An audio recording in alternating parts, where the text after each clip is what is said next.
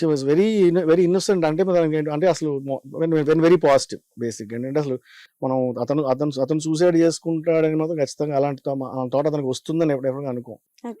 అసలు అనిపించదు అతను చూస్తే కూడా. ఇప్పుడు నేను లాస్ట్ కలిసినప్పుడు కూడా నాకు అస్సలు 1% కూడా నాకు అలా అనిపించలే. ఈవెన్ తన జూనియర్స్ ఆర్టిస్టులు అందరూ చాలా మంది వాళ్ళతో కూడా కలిసి క్రికెట్ ఆడడం, వాళ్ళతో ఆడుతూ, సో ఈ was like so positive. So I never expected that. It was shock నాకైతే. ఓకే. సో వేణు గారి కెరియర్ లో కలుసుకోవాలి అన్న మూవీ వచ్చేసి టర్న్ పాయింట్. అండ్ ఈవెన్ ఉదయకరణ్ గారి కెరియర్ లో కూడా ద బెస్ట్ వన్. మ్యూజికల్ గా యాక్చువల్ సినిమా పెద్దగా ఆడలేదు కానీ మ్యూజికల్ గా ఇట్ వాజ్ లైక్ చాలా. ప్లస్ నాకేంటంటే అసలు యాక్చువల్ తర్వాత కానీ నా పాట అంత పాపులర్ అయిందని నాకు ఎప్పుడో అది వచ్చిన ఒక 5-6 సంవత్సరాల కానీ తెలియదు నాకు. అంటే సోషల్ మీడియా లేదు, అసలు మీడియానే ఎక్కువ లేదు, అసలు మనకి మీడియానే చాలా తక్కువ. అప్పటికి చాలా లిమిటెడ్ ఛానల్స్ ఉండేవి, సోషల్ మీడియా అసలు లేదు. దానివల్ల ఏంటంటే అసలు పాట ఎంత రీచ్ అయిందో కూడా తెలియదు నాకు. తర్వాత ఎప్పుడో నేను స్టేజ్ షో ఫుల్ ఫ్లెడ్జ్డ్ గా ఒక స్టేజ్ ఈవెంట్స్ చేయడం మొదలెట్టిన తర్వాత ఒక్కళ్ళు వచ్చి నాకు మీ ప్రియా మీ కలుసుకోవాలని పాట మాకు చాలా ఇష్టం అండి అని చెప్తుంటే అప్పుడు పాట ఇంతమంది తెలుసా, ఇంతమందికి ఇష్టమా అని షాక్ అనమాట. గుర్తుందా? ఒక 2 లైన్స్ పాడతారా? అది అసలు డెఫినెట్ గుర్తుంటుంది. ప్రియా ప్రియా అంటూ నామది సదా నిన్నే పిలుస్తున్నది, దహించు ఏకాంతమే సహించలేనన్నది, యుగాల ఈ దూరమే భరించలేనన్నది, విన్నానని వస్తానని జవాబు ఇమ్మన్నది. వావ్! ఓ మై గాడ్, వింటుంటే అలా యాక్చువల్లీ 3 వర్షన్స్ ఉంటుంది సినిమాలో, బట్ ఈ పర్టికులర్ వర్షన్ నేను పాడాను. Okay, done. 3 వర్షన్స్ ఉంటుంది ఇది. ఒకటి సుమంగళి సోలో ఉంటుంది, ఒకటి నాది సుమంగళి డ్యూయట్ లాగా అన్నమాట. అవును. అండ్ అంటే లైక్ మీరు కోరస్ పాడేవారు, సోలో సాంగ్స్ కూడా పాడేవారు. బట్ ఏదైనా ఒక పాట మీరు పాడి ఫైనల్ అయ్యి మూవీ రిలీజ్ అయ్యాక పాట లేకుండా ఉండడం జరిగింది? అవి కూడా యాడ్ అయితే నాకు ఇంకో 100 సాంగ్స్ యాడ్ అయ్యాయి నాకు. అలా అంటే చాలా ఉన్నాయి. అంటే మొదట్లో కొంచెం ఫీల్ అయ్యండి. Which one the first one? Actually my question was that. Idiot లో చూపులతో గుచ్చి ట్రాక్ పాడాను నేను. ఓకే. అంటే ఒకటే శంకర్ దాదా ఎంబీబీఎస్ లో యాక్చువల్లీ అది ముందే తెలుసు నాకు, బట్ అది title song, Shankar Dada MBBS title song. First నేను పాడాను, నా ట్రాక్ తోనే షూటింగ్ జరిగింది యాక్చువల్గా. తర్వాత మనోన్న పాడారు, బట్ అది తెలుసు నాకు, అది తెలిసే జరిగింది. ముందే చెప్పారు తను, దేవి ముందే చెప్పారు నాకు అది. బట్ అలా తెలియకుండా పోయినా చాలా ఉన్నాయి. ఎగ్జాంపుల్ మాత్రం ఐడియట్ సాంగ్ అది. అంటే అలాంటివి చాలా ఉన్నాయి. వేరే వాళ్ళవి, వేరే మ్యూజిక్ డైరెక్టర్స్, అది చక్రీ మ్యూజిక్ దానికి. బట్ ఆ ట్రాక్ పాడాను. అయితే ఫైనల్ అవుతుంది అన్నాడు తను, ఫైనల్ చేద్దాం అన్నారు, బట్ అది కుదరలేదు. అందుకోసం వాళ్ళకి శంకర్ మాధవన్ గారు కావాలనుకున్నారు. ఓకే. సో సింగర్ గా కెరియర్ వెళ్తాము అని అంటే చాలా మంది భయపడేది ఏంటి అని అంటే, ఎవరు ఏ పని చేసినా చేసేది డబ్బు కోసం కాబట్టి. సో అంటే లైక్ ఇప్పుడు చాలా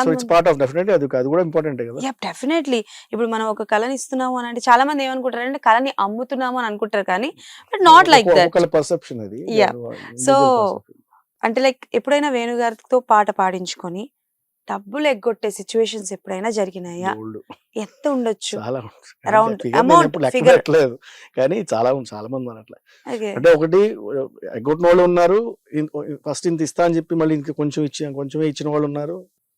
అలా ఇంకా పెద్ద మ్యూజిక్ డైరెక్టర్స్ ఉన్నారు, పేర్లు చెప్పకదలుచుకోలేదు కానీ పెద్ద మ్యూజిక్ డైరెక్టర్స్ ఉన్నారు. అట్లా చిన్న కొత్త మ్యూజిక్ డైరెక్టర్స్ వాళ్ళ దగ్గర పెద్ద ఎక్కువ బడ్జెట్ ఉండదు జనరల్ గా, బట్ వాళ్ళ బడ్జెట్ పరంగా వాళ్ళు ఇవ్వచ్చు, ఎంతో కొంత ఇవ్వచ్చు. అలా ఇవ్వగలిగిన వాళ్ళు కూడా చాలా మంది ఇవ్వకుండా పాడించుకున్న వాళ్ళు చాలా మంది ఉన్నారు. అంటే ఇస్తామని చెప్పి ఇవ్వకుండా మళ్ళీ రేపు ఇస్తాను, ఎల్లుండి ఇస్తాను.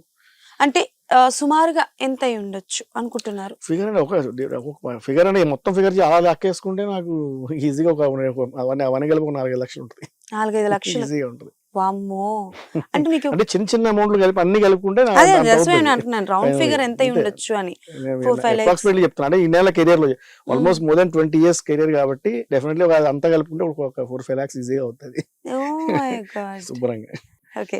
సో ఎస్పీబీ గారు, బాలసుబ్రహ్మణ్యం గారితో మీ జర్నీ చెప్పండి. బికాజ్ అంటే లైక్ ఆయన చాలా మందికి ఇన్స్పిరేషన్. అండ్ ఆయన లేరు అన్న విషయం తెలిసిన తర్వాత ఆయన గురించి తెలిసిన వాళ్ళు, ఆయన పాటలు విన్నవాళ్ళు కావచ్చు చాలా డిప్రెషన్‌లోకి వెళ్ళిపోతారు. అలాంటిది మీరు ఆయన హోస్ట్ చేసే షోలో పార్టిసిపేట్ చేశారు. అండ్ కొన్నిసార్లు కలవడం అన్నది జరిగి ఉంటుంది. చాలా సో సందర్భాల్లో కలిసి అంటే పాడతీగ ఫస్ట్ కలవడం అదొక థ్రిల్ అయితే దాని తర్వాత మళ్ళీ అదే రీయూనియన్ చేశారు. పాడతీగ రీయూనియన్ చేశారు. అంటే మొత్తం ఆ పార్టిసిపెంట్స్ అందరినీ పిలిచి అంటే హ్మ్. ఫస్ట్ నుంచి పార్టిసిపేట్ చేసిన అందరినీ ఒకసారి రీయూనియన్ లాగా చేసి అలా ఒక సందర్భంలో కలిసి కలవడం. తర్వాత చాలా స్టేజ్‌ల మీద కలిసాం. ఒక స్టేజ్ మీద కలిసి పాడాం. ఒక 2 హ్మ్. స్టేజ్‌ల మీద కలిసి పాడడం ఏ జరిగింది. పాట? మన 'చంద్రముఖిలో' పాట ఉంది కదా! అరె అరె అరె అరె ఓహ్! ఓకే. దేవుడా దేవుడా దేవుడా తిరుమల అదొక తిరుమలదే స్టేజ్ మీద ఆయనతో కలిసి పాడాను. వావ్! సో అదొక ఎక్స్పీరియన్స్. దాని తర్వాత అదే పాడతీగలో గెస్ట్‌గా వెళ్ళాను. ఒక అబ్బా! ఒక ఒక ఎపిసో ఒక అంటే కొత్త సింగర్స్ వేరే వాళ్ళు పార్టిసిపేట్ చేస్తున్నప్పుడు నేను గెస్ట్ సింగర్‌గా వెళ్ళి పార్టిసిపేట్ చేయడం. హ్మ్. సో ఆ సందర్భంలో కూడా అదొక నాకు మోస్ట్ మెమరబుల్. ఎందుకంటే మా నాన్నగారికి బాగా పరిచయం ఆయనకి, బాలు గారికి. సో ఆ సందర్భంలో ఆయన మా నాన్నని గుర్తు చేసుకొని మా నాన్న ఆయనకి ఏ పాట నేర్పించారో ఒక అన్నమయ్య కీర్తన నేర్పించారు మా నాన్నగారు ఆయనకి, బాలు గారికి. బాలసుబ్రహ్మణ్యం గారు. సో ఆ విషయం ఆయన ఆ రోజు షేర్ చేసుకొని ఆ వావ్! స్టేజ్ మీద. సో అదొక వండర్‌ఫుల్ మూమెంట్ నాకు. ఈవెన్ మా అత్తగారు కూడా మా మేనత్త గారు కూడా తెలుసు, చెప్పాను కిందాక కర్ణాటిక్ మ్యూజిక్ మా హ్మ్. మేనత్త హ్మ్. గారు. ఆవిడ చాలా బాగా పరిచయం. మా నాన్నగారు బాగా పరిచయం. అందుకని వాళ్ళిద్దరు చాలా స్టేజ్‌ల మీద వాళ్ళు కలిసి కాంపిటీషన్స్‌లో పాడేవాళ్ళు. అలా ఉండేది. అలా వాళ్ళిద్దరు బాగా పరిచయం. ఇద్దరు ఒకళ్ళకొకళ్ళు. వావ్! So superb.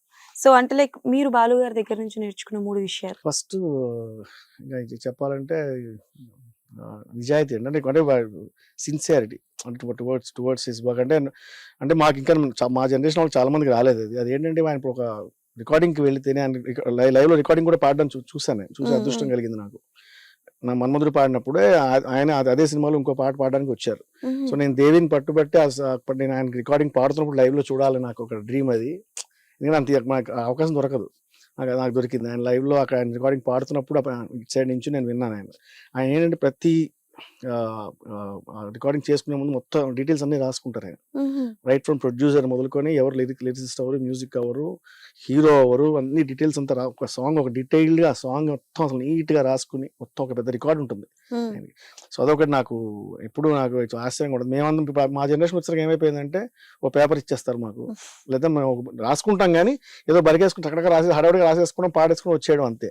అంత ఓపికగా కూర్చుని అన్ని డీటెయిల్స్ అడిగి తెలుసుకుని రాసుకుని మొత్తం ఒక నోట్స్ పెట్టుకోవడం అంటే అది నాకు అది చాలా ఇన్స్పైరింగ్ అనిపించింది. సో అదొకటి నాకు చాలా ఇష్టం ఓకే. ఆయనలో.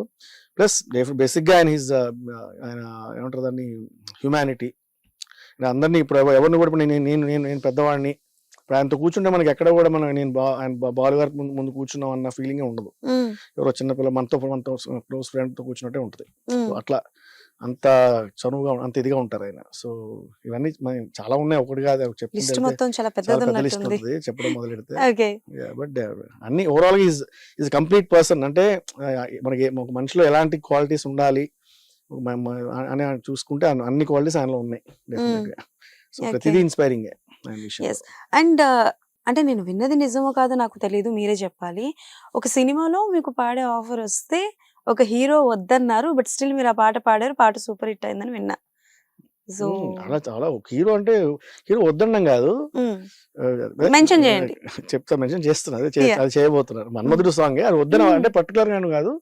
'మన్మధుడు' పాట విషయంలోనే. యాక్చువల్లీ దేవి ఏంటంటే అప్పటికి అప్పుడు ఇంక నీకోసం తర్వాత కలుసుకోవాలని తర్వాత మా ఇద్దరికి మధ్య మంచి అసోసియేషన్, మంచి ఫ్రెండ్‌షిప్. అంటే చాలా చాలా క్లోజ్ రిలేషన్ ఉండేది. ఇద్దరు మంచి ఫ్రెండ్స్‌గా ఉండేవాళ్ళం.